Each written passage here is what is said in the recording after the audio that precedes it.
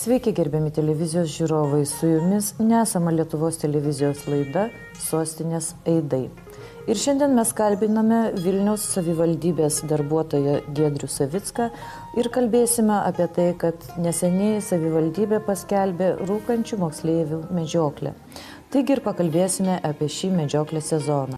Mes dabar renkame užsieniečių turistų ar turtingų verslininkų grupės, kurie medžioklės plotuose, vadinamosiose mokyklos plotuose.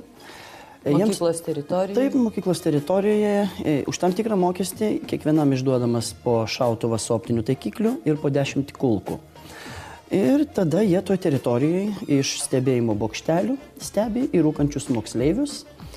Ir šauna, aš pats dalyvavau pirmojoje medžioklėje. Iš tikrųjų nuostabus jausmas, krentantis jaunuolis negyvas ir žinai, kad jis niekada neberūkys. Šitie jaunuoliai rūkantis, jie dažniausiai būriuojasi į vieną. Tai palengvina padėtį turistų, tu gali vieną kulką nušauti ir, kaip sakoma, 2 zuikius. Pasakykite, kuriuose teritorijose brangiausiai atsieina abonementas medžioklės? Licėjų ir gimnazistai. Gimnazijose ir krikščioniškose mokyklose labai retas, kas rūko, retas egzempliorius. Iš tikrųjų galima ir tik 3 dienas pasėdėti, bet prieš kontrolinius ir prieš egzaminus tikrai išlenda koks nors vienas krikščioniškas jaunuolis, kuris užsirūko ir jis iš karto yra nukertamas. O sakykite, aš kalbu apie tą laikotarpį kontrolinių, egzaminų, dar kažkokių. Mes dirbame kartu, mokyklos patenkintos, nes kuo jaunesnį nušauni, tuo daugiau lieka, kaip sakoma, krepšelio pinigų mokyklai. Jo jau nebereikia mokyti ir nebereikia jam išdalinti vadovėlių, pinigus mokykla sutaupo, tom džiaugiasi direktorė ir jos abidvi pavaduotojus. O sakykite, yra tokia problema, kaip jūs apsprendžiate ir ar savivaldybė skiria pinigų toms teritorijoms nustatyti, nes mokyklos teritorija, kur jinai tęsiasi, medžiotojas vis tiek turi žinoti, kur yra legalu šaudyti, o kur jau nebelegalu. Yra teritorija, mes apimam plotus, apimam daugiau biški nuo namų, kad nematytų kitos akys, suprantate. Ir tada mes, nušautas jaunuolis yra iš karto nurengiamas. Rūbai yra parduodami, tuos pinigus mes atiduodame merui, meras jos įsisavina. Taip pat cigaretės, visas mes atidarėme prie savivaldybės nušautų jaunuolių cigarečių kioskelį. Cigaretės yra uždedamos mūsų banderolės, jos parduodamos ir vėl pinigai už tas cigaretės atiduodama merui, meras vėl pinigus įsisavina. Taip mes norime pasiekti mero šitą svajonę, kad jis įsisavintų visus pinigus už jaunuolių išleistas cigaretės ir pastatytų metro. O sakykite, dar kitas klausimas, kur eina, jūs minėjote, kad turtingi Lietuvos verslininkai, tai nėra pigi pramoga. Turtingi Lietuvos verslininkai, taip pat užsienio turistai, jie susimoka už tą medžioklę. Kur savivaldybė žada išleisti šios pinigus? Visi pinigai yra skiriami merui, o meras jos įsisavina. Sakykite dabar tiesiog, kad mūsų žiūrovas žinotų, jeigu jis turi pakankamai pinigų ir jisai norėtų sudalyvauti šitoje pramogoje, kur galima registruotis ar kreiptis į savivaldybę, ar kur reikėtų tam žiūrovui? Mes padarėm tinklapį.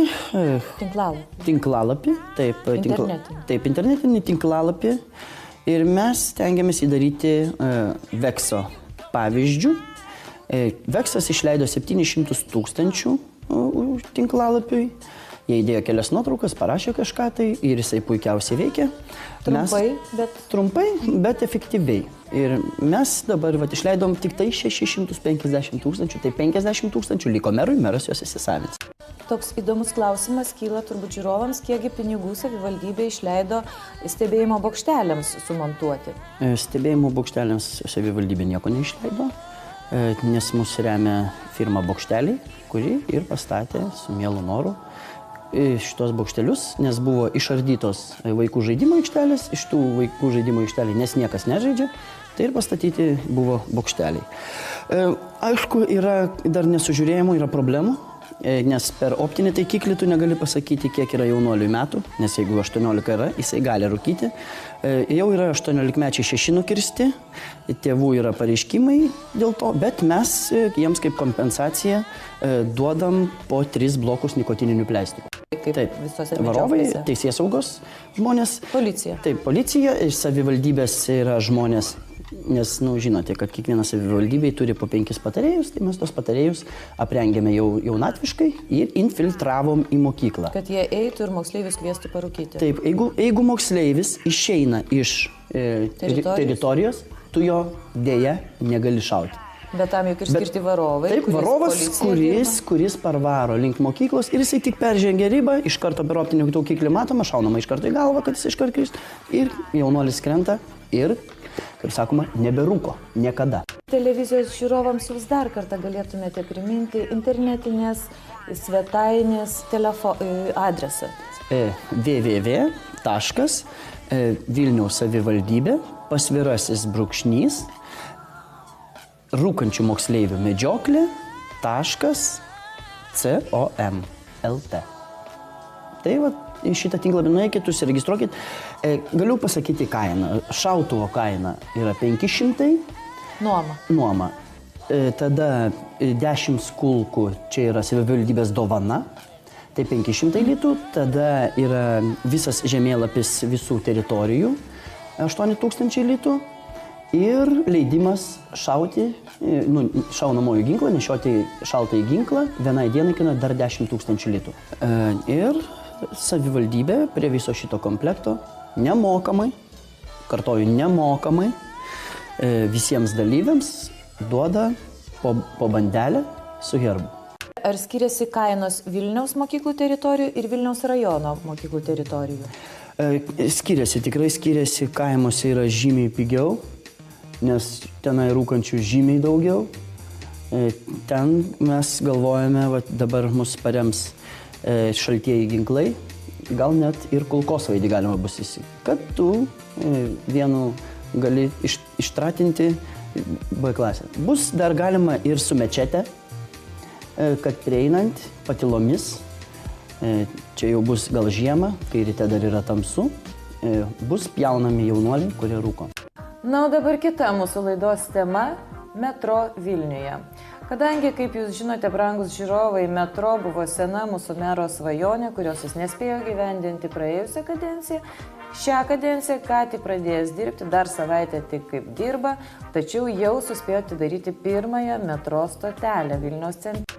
Bet kadangi lėšų tiek daug įsisavinti nepavyko ir nupirkome 50 metų jau naudojimo iš Japonijos anglinius garvežius, kurie važinės po žemę. Ir nuo jų bus labai didelis triukšmas, tai stengiamės visas linijas daryti toliau nuo užupio. Suprantama.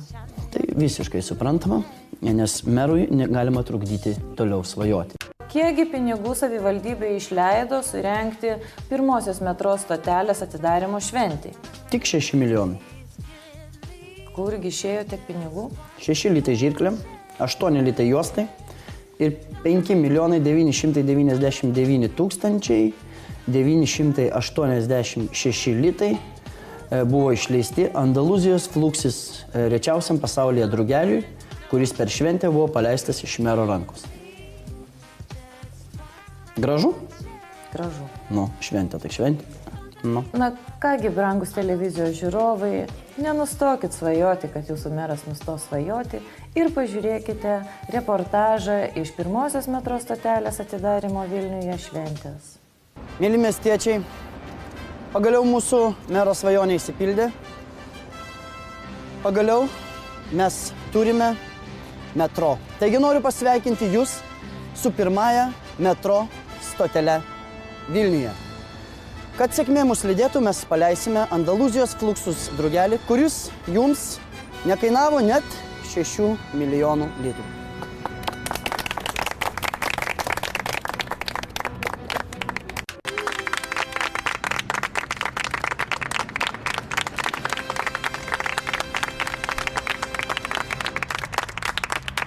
Ilgiausių metų, ilgiausių